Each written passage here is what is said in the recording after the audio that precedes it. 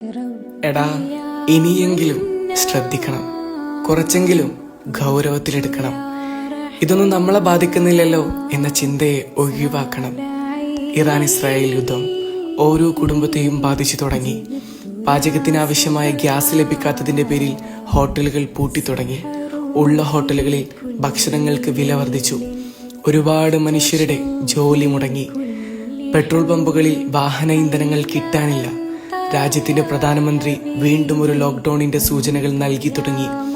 ഇനിയും നമ്മൾ ബോധവാന്മാരായില്ലെങ്കിൽ ഒരുപക്ഷെ നമ്മളും ഒരു നേരത്തെ ഭക്ഷണത്തിന് ഗതിയില്ലാത്തവരായി മാറും.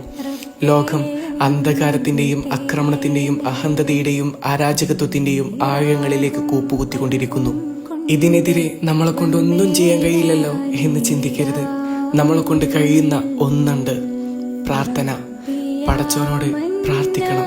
നന്മക്ക് വേണ്ടി, സഹായത്തിനു വേണ്ടി, പരസ്പര സ്നേഹത്തിനും ഐക്യത്തിനും സമാധാനത്തിനും വേണ്ടി പ്രാർത്ഥിക്കണം.